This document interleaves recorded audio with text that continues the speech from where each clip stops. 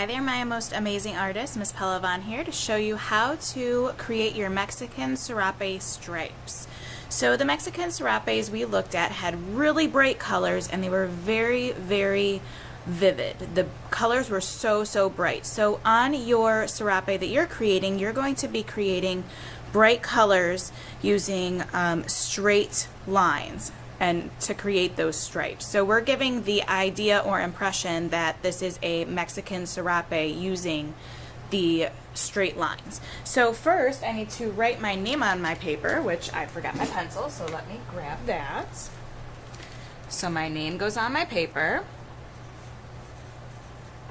big but not too big, and then I'm going to flip my paper over to the other side because I'm going to be covering my whole paper in stripes and I don't want to cover my name. On the black or white table, depending on your class, there's going to be some striped papers, and you're going to choose the colors that you want to use. You can use you can create a pattern, you can create any colors you want, just do a variety, or you can just do a 2 or 3 color grouping and you don't have to create a pattern, because on the serapes there wasn't really a pattern, it was just kind of the colors that would repeat according to what the artist was making. So it doesn't have to be an exact pattern, you decide. So when you are getting your strips, you're going to go to the black or white table and get one strip. On the back of the strip, you're going to put some dots of glue. Remember, we do not paint the glue onto our paper. And then you're going to line up the paper on the edge, starting with that first color, and then you're going to add the stripes as you go across. Now I'm going to go grab some scissors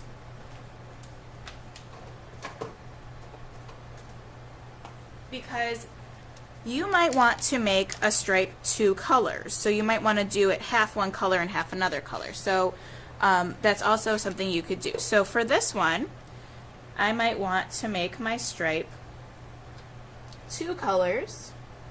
It doesn't have to be exactly in half. I'm going to make it that wide and I'm going to cut it.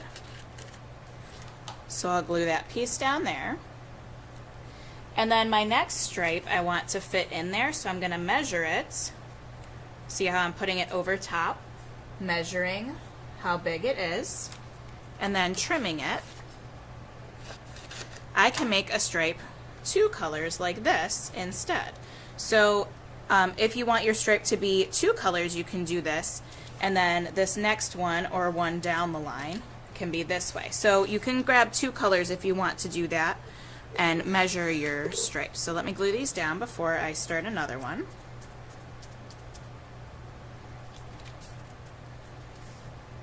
And try not to overlap them. Put them right next to each other. You don't want any white showing if possible. And you don't want your colors to overlap because you want to fill that paper really nicely. Alright, so I'm going to get another color back at the black or white table to put next so that I can put that other piece there. So I want my serape to be very, very vivid and bright and colorful. So this time I'm going to put this here. Oh, actually, you know what? I think I'm going to put green. I changed my mind. Pardon my head. I'm going to put some green again so I can create a pattern. See, artists change their minds. You might want to change what you're doing while you're doing it. So I'll do green, orange and red, yellow, green, orange and red, yellow, and then I can do the orange and red in different ways. So I'll do the short red over here, and then the long orange over here.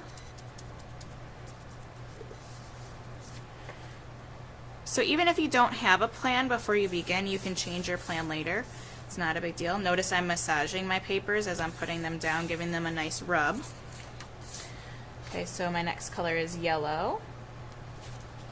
And the colors will be a little bit more organized. I just have them in a pile here because I'm the only one using them. Again, look at how much glue I'm using. I'm not using a lot. I don't need to put glue all over the entire back of the paper. That's not necessary. All right, so what comes next? Green, orange, and red, yellow. Green, orange, and red, yellow. Go ahead and yell it out. You're right, green. So I'm going to go back to the black and white table and get green.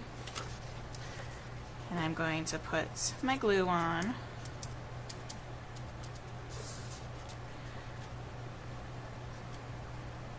So next is my orange and red, so I'm going to get an orange and red next.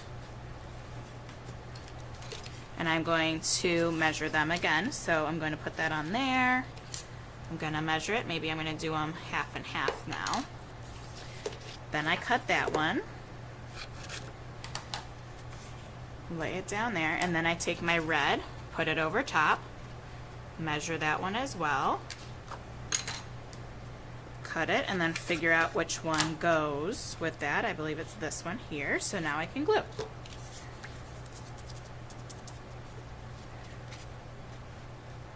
Stick it all in there. Stick that one on there.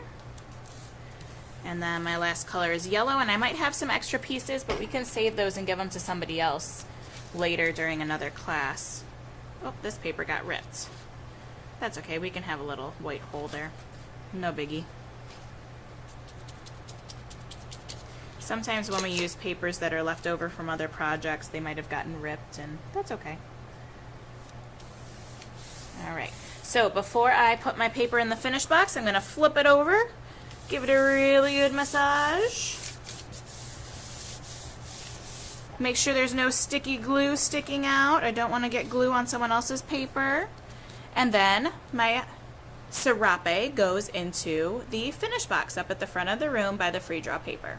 Next time when you come, we're going to add some patterns onto our serape to make it more interesting. So we're going to use some patterns found on this paper and repeat them on the Mexican serape to make it a little bit more interesting. So we will see you next time.